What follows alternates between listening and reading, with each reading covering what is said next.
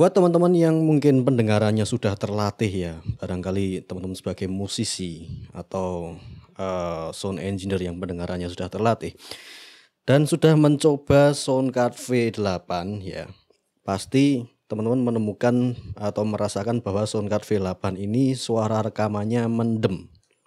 Dan kenapa kok suaranya mendem? Kita akan bahas di video ini.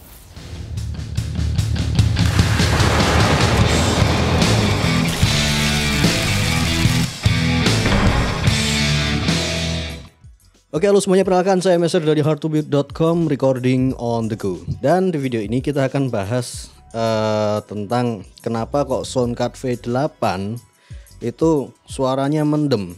Ya, buat teman-teman yang pendengarannya sudah terlatih pasti akan sangat merasakan kenapa kok soundcardnya kok suaranya mendem. Dan banyak teman-teman saya yang musisi itu mereka tertipu dengan istilahnya review bagus. Nah, mungkin saya di channel ini akan memberikan review yang berlawanan ya, agak kurang bagus terkait penggunaan V8 dipakai untuk produksi musik ya, atau untuk rekaman musik. Saya akan jelaskan secara teknisnya di video ini ya. Dan kalau teman-teman searching di di Google terkait dengan apa itu suara mendem, pasti teman-teman banyak sekali akan menemukan artikel yang berkaitan dengan frekuensi respon atau speaker atau mungkin mikrofon yang frekuensi responnya itu sempit atau terbatas. Dan ini ditemui di Soundcard V8. Banyak yang nggak tahu, banyak yang nggak ngerti suara mendem itu apa. Nah, saya akan jelaskan perbedaannya ya, suara mendem dan enggak. Nah, biar nggak lama kita langsung rekam sampel suaranya aja ya. Di sini saya menggunakan Soundcard ini ya, Tascam DR05X yang saya fungsikan sebagai audio interface, dan nanti kita akan rekam V8-nya juga. Kita langsung masuk ke Audacity. Oke, kita sudah masuk ke Audacity. Saya akan merekam sampel suaranya ya. Di sini saya menggunakan Tascam dan kita akan rekam. Oke, halo semuanya, perkenalkan saya Meser dari hardtobeat.com, recording on the go. Dan di sini saya merekam di kamar saya dan di luar sedang ada hujan. Sekarang kita akan berpindah ke Soundcard V8 ya, dan saya akan menggunakan mikrofon yang sama ini ya. Testing 1 2 3 cek. Nah, di sini saya menggunakan Soundcard V8. Saya sambungkan mic-nya lewat, karena ini mic dinamik, saya sambungkan lewat koneksi mic dinamik ya, dynamic microphone. Kita coba rekam sampel suaranya sekarang.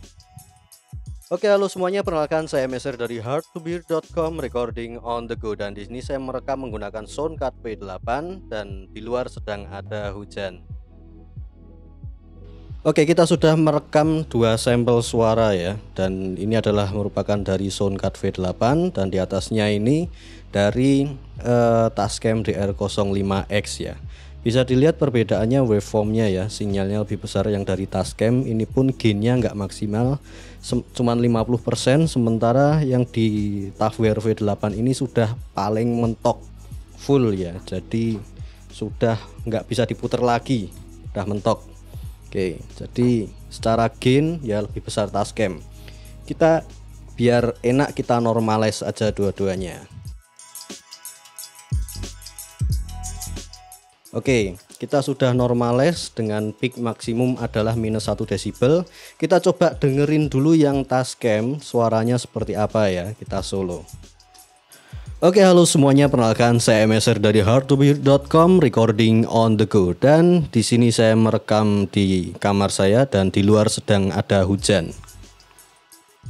Nah, sekarang kita coba play yang hasil rekaman dari Soundcard V8.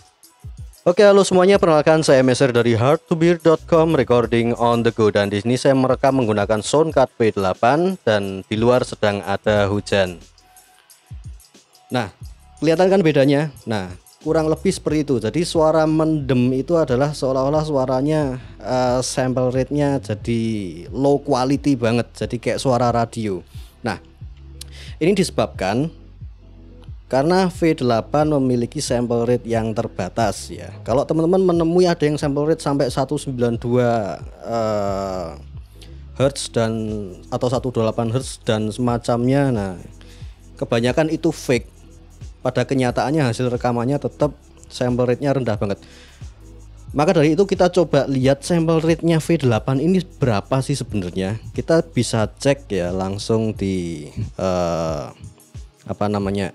di settingan sound card-nya ya. Kita masuk ke open sound setting ya. Masuk open sound setting. Sebentar, oke. Kemudian nah setelah itu kita masuk ke sound control panel.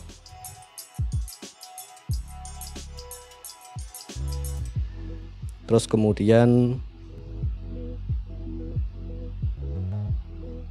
cari mikrofon ya. Nah, ini kita double klik. Terus kemudian advance. Nah, di sini ada default format. Nah, di sini kita bisa memilih sample rate dan bit depth dari sound card kita. Nah, di sini V8 hanya memiliki 2 kualitas saja. Yaitu yang pertama, sampel pertama itu adalah 16 bit dengan 22 kHz ya sample rate-nya, yang mana ini merupakan radio AM quality, jadi kualitas radio. Nah, dengan sample rate segitu kita hanya bisa memproduksi atau memunculkan suara itu maksimal di frekuensi 10 kHz sampai 11 kHz aja. Sementara jika menggunakan sample rate di atas itu misalnya 48 kHz, kita bisa mendapatkan frekuensi responnya itu lebih luas, 2 kali lipat, jadi sampai 22 kHz. Maka dari itulah itu yang membuat soundcard V8 itu suaranya mendem ya, jadi kayak suara radio. Nah, buat orang-orang yang pendengarannya sudah terlatih itu kelihatan banget, terutama musisi, mereka yang biasa menggunakan instrumen atau mungkin suara yang full range, ini akan sangat terasa sekali ya. Jadi suaranya mendem-mendem radio gitu. So, jadi kalau kamu seorang musisi, saya sangat tidak rekomendasikan untuk menggunakan soundcard V8 ini ya. Jadi sangat saya tidak rekomendasikan. Karena itu tadi suaranya mendem banget, kecuali kalau teman-teman musisi lo-fi ya, jadi pengen sampel suara yang mendem mungkin bisa gunakan ini. Nah, dan solusinya seperti apa ya, sampai saat ini saya belum menemukan solusinya ya. Jadi ini menurut saya yang paling nggak ada obat, yaitu suaranya mendem. Meskipun kita sudah berikan saturasi atau harmonic distortion, ternyata juga tidak mengubah suaranya yang mendem itu tadi. Terus soundcard V8 ini cocok buat siapa sih? Kenapa kok ada produk ini ya? Nah, kalau teman-teman lihat tulisannya Tavware V8 Live Soundcard. Ini merupakan soundcard yang cocok digunakan untuk live di HP ya. Misal untuk kayak live IG atau semacamnya.